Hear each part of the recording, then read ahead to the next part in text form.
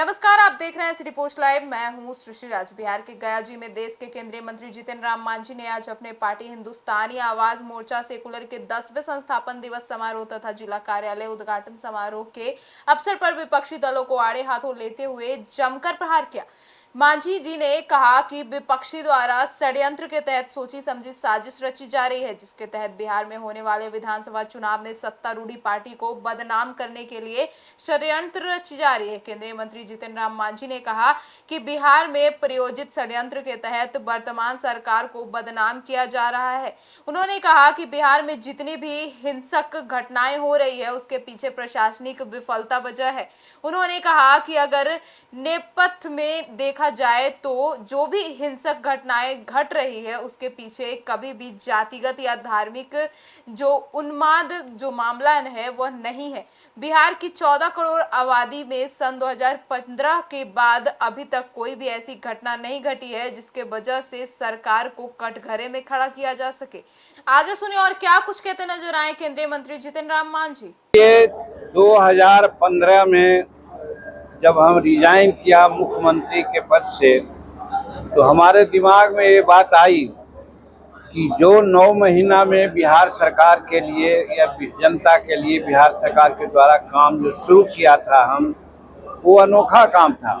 आर्थिक, सामाजिक, राजनीतिक सभी तरह के विकास होने की बात थी। लेकिन अफसोस कि हमको फरवरी 2020 के 2015 के 20 फरवरी को हमको बाहर जाना पड़ा।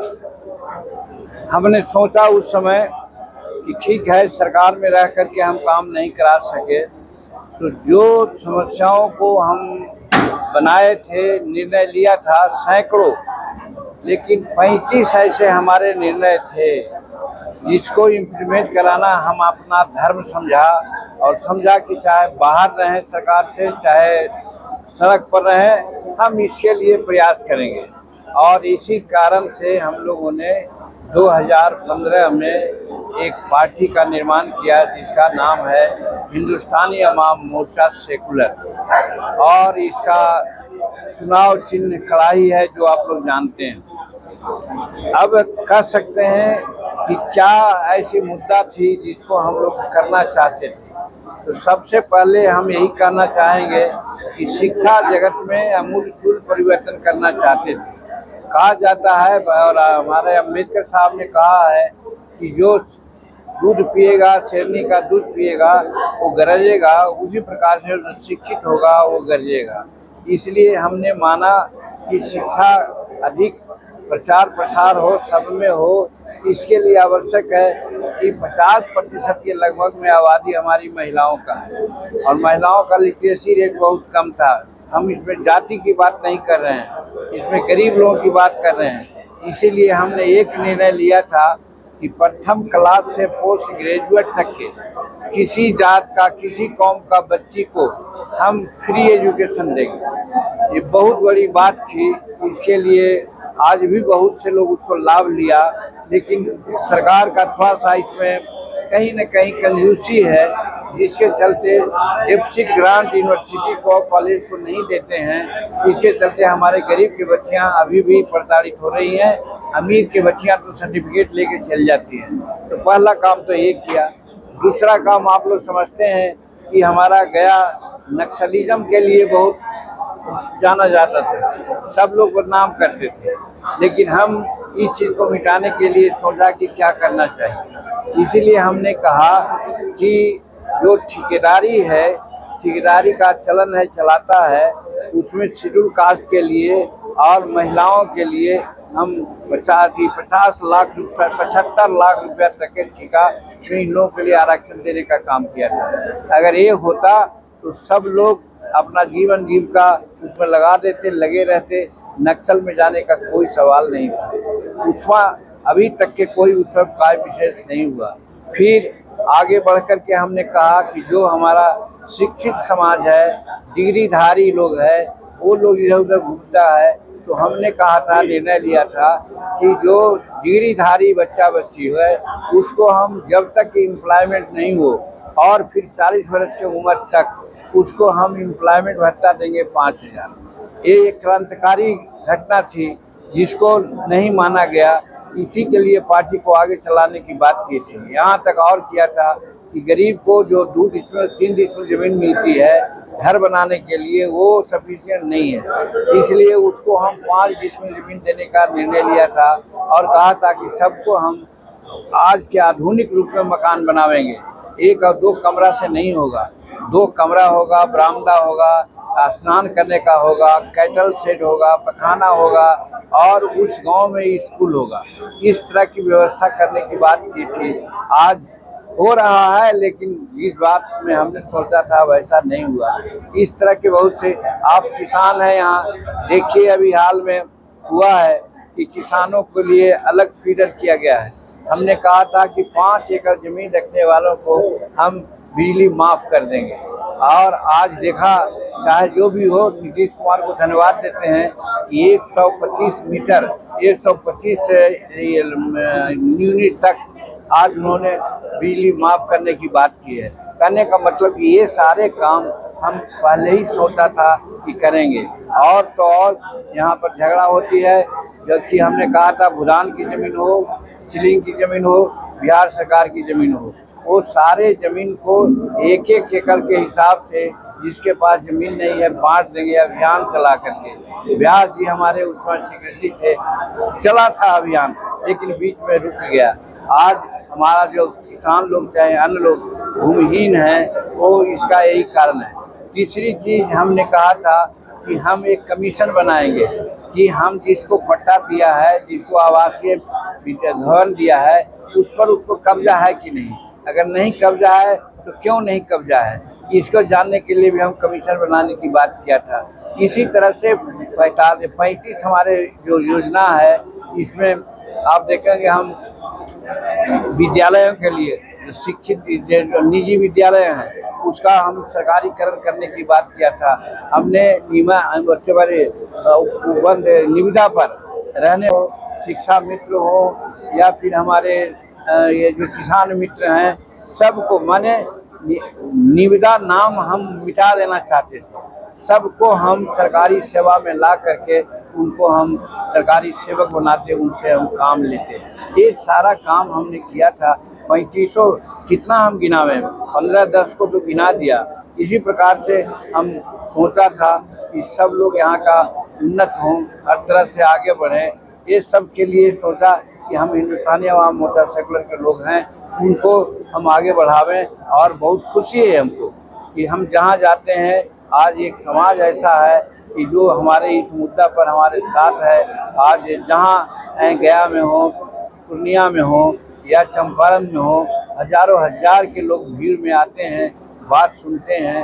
अंत ऐसा लगता है आगे आने वाले चुनाव में हमारे लोग को निर्णायक भूमिका अदा करेंगे। ये सारा मुद्दा हमारा है।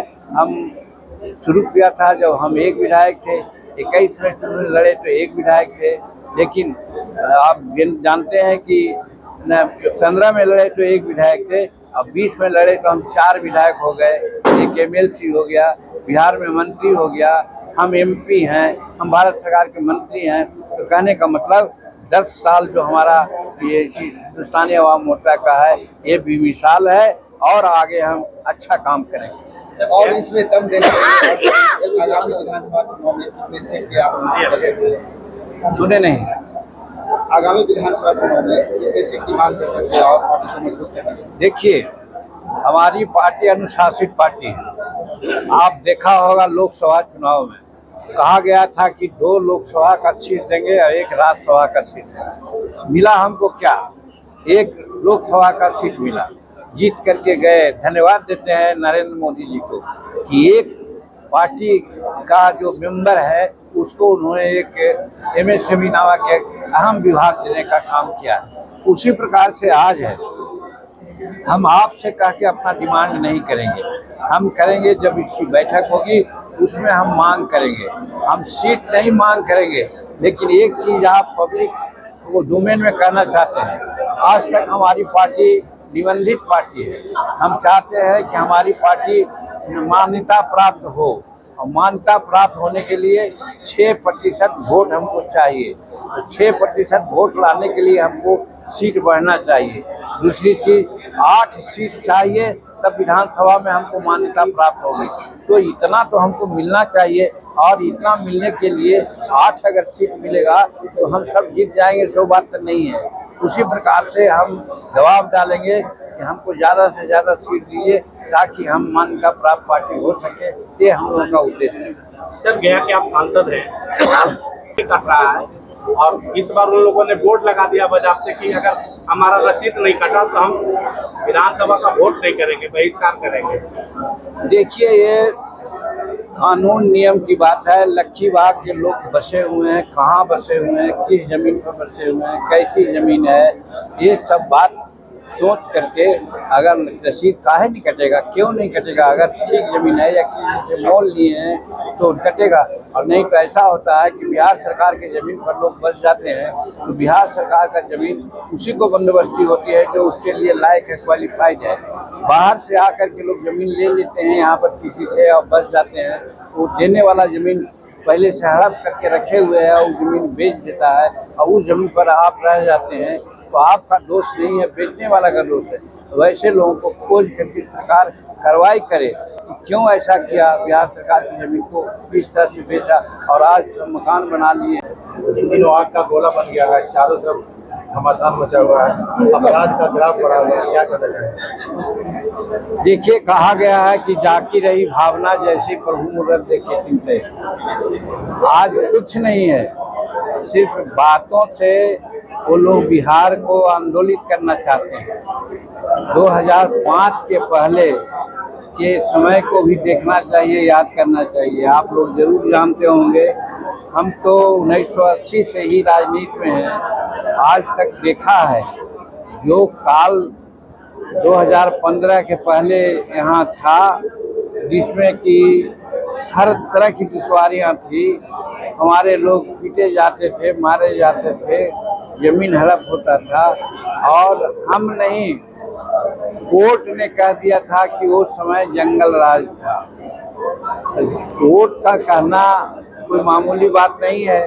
आज कोर्ट तो कोई नहीं कह रहा है कि आज जंगल राज है, कह रहा है वही विरोधी लोग जिनको सत्ता की ललक है कि बस ऐसा करके जनता को गुमराह करके हम सत्ता प्राप्त कर लेंगे, इसलिए ऐसा कर रहे हैं। लेकिन ये चलेगा नहीं। बिहार की जनता सजग है, लोग समझ रहे हैं, और आज जो घटनाएं हो रही है आप देख रहे हैं। मैं भी मानता हूं कि 14 करोड़ जनसंख्या है, कहीं न कहीं कुछ घटनाएं हो जाती हैं। कोई जातिगत झगड़ा हुआ है क्या, कोई धार्मिक उन्माद का झगड़ा हुआ है क्या? लॉ एंड ऑर्डर का ये मामला है। अब प्रेमी प्रेमिका आपस में लड़के सुसाइड कर लिया, या प्रेमी प्रेमिका को बाधा आई तो माता पिता को मार दिया, या दूसरा लवर को मार दिया, ये है लॉ एंड ऑर्डर। मेरा कहने का मतलब, आज लॉ एंड ऑर्डर की स्थिति बहुत अच्छी है। यहाँ आज तक कोई कॉम्युनल राइट नहीं हुआ, जातिगत राइट नहीं, सामूहिक रात नहीं हुआ। हाँ, कुछ घटनाएं घटी तो आपने देखा कि पटना का कारोबारी की जो हत्या हुई और पकड़ा गया, उसको इनकाउंटर कर दिया गया। उनके राज में कभी कोई इनकाउंटर हुआ था? आज इनकाउंटर हो रहा है। आपने देखा पारस हॉस्पिटल में जो घटना घटी, बड़ी हल्ला हुआ, सबको 2 दिन में पकड़ लिया गया और कार्रवाई हो रही है। कहने का मतलब, ऐसी घटनाएं होती है, उसमें सरकार दृढ़ होकर के काम करती है। और एक बात और, हम इसके तस्दीर गवाह हैं कि उस समय जो क्रिमिनल होते थे और जो विक्टिम होता था, उनको एक अन्य मार्ग में बुला करके निगोशिएशन किया जाता था। आज किसी माई का लाल का हिम्मत नहीं है क्रिमिनल का जो एक अन्य मार्ग में जा सके। और आपस में बात विवाद करने का क्या मतलब है? तो कहने का मतलब ये है कि आज शांति है, विकास हम लोग कर रहे हैं, इसलिए उन लोगों को कोई मुद्दा नहीं मिलता है तो ये मुद्दा उठाते हैं, जिसको हम समझते हैं बिहार की जनता समझ रही है। सर, चिराग पासवान आपके घर में आके अपना एक कुत्ता का परिचय दे रहे हैं, अपना दलित फोटो का ट्वीट कर रहे हैं। देखिए, इस पर अभी हम बोले हैं, और अगर आप लोग हैं तो ठीक है, देखिए कि आप लोग खाते हैं कि नहीं। चिराग पासवान जी जिस समूह को कहते हैं उनकी आर्थिक, सामाजिक और शैक्षणिक स्थिति क्या है, अगर वो नहीं जानते हैं तो मैं आपको बता देता हूँ, वो जान लें। बिहार की शैक्षणिक स्थिति सामान्यतः 80% लिटरेसी है और शेड्यूल कास्ट की लिटरेसी रेट 32-33% है। तो जिस समाज को बिलोंग करते हैं उनका लिटरेसी रेट 32-33% है। कुछ लोगों का 40 और 42 भी है। लेकिन जिसके बारे में वो कहे जीतन मांझी को यानी मुसहर भुइयां को, मुसहर भुइयां का शैक्षणिक स्थिति है 7%। इसमें तो उनको कम से कम आना चाहिए, जिला होना चाहिए हाँ कि 78 वर्ष आज़ादी के बाद आज वो डॉक्टर, इंजीनियर, एमएलए, मंत्री बन रहे हैं और इस समाज के लोग अभी तक प्यून तक नहीं बना है। इसीलिए माननीय सुप्रीम कोर्ट ने ये आदेश दिया है कि शेड्यूल कास्ट में वर्गीकरण होना चाहिए। मैं उसको मानता हूँ। भारत सरकार के कैबिनेट में भी डिस्कशन हुआ था। हमने प्रधानमंत्री को कहा कि जो प्रधानमंत्री जी, कोई समाज हमारे यहाँ ऐसे हैं जिनकी जनसंख्या 1% भी नहीं है, लेकिन वहाँ पर डॉक्टर, इंजीनियर और न्यायाधीश सब कुछ हैं, और जिसकी जनसंख्या 5% है वो भी कुछ ऐसा कर रहे हैं। लेकिन शेड्यूल कास्ट में बिहार में मुसहर भुइयां डोम में सब हैं, इनकी जनसंख्या 3-3.5% है। इनका एक भी गजटेड ऑफिसर नहीं है, एक भी न्यायाधीश नहीं है, एक भी कलेक्टर नहीं है। तो क्या सोच रहे हो? 48 वर्ष में मालपुआ खाए हैं तो और मालपुआ खाते रहे और दूसरा भीख मांगते रहे। इसीलिए सुप्रीम कोर्ट ने बहुत अच्छा कहा है और उसी आधार पर प्रधानमंत्री ने भी कहा है कि राज्य चाहे तो वर्गीकरण कर सकता है। और बिहार में नीतीश कुमार तो वर्गीकरण कर चुके थे, अभी बैक हो गए हैं। हम उनको कहना चाहते हैं कि आप जो वर्गीकरण किया था, आप शैक्षणिक आधार पर कि जिसका कम से कम 20% शैक्षणिक स्थिति हो उसको आप सामान्य में रखिए, और 20% से नीचे जिसकी शैक्षणिक स्थिति है उसको आप खराब स्थिति में रखिए और उसको ज़्यादा कुछ पूछ कीजिए ताकि वो बड़े लोगों को पकड़ सके, जान सके। तो कहने का मतलब है ये सामाजिक इक्विवेशन के लिए, एक तरह का होने के लिए सुप्रीम कोर्ट ने जो आदेश दिया है बहुत उद्देश्य भी अच्छा किया है। उसी आदेश के चलते हम आज कहते हैं कि हमारा समाज में शेड्यूल कास्ट में वर्गीकरण होना चाहिए। अब इसको कोई कहता है कि समाज को हम तोड़ते हैं तो वो लोभी है, लालची है, वो नहीं चाहता है कि शेड्यूल कास्ट के अन्य लोग आगे बढ़े।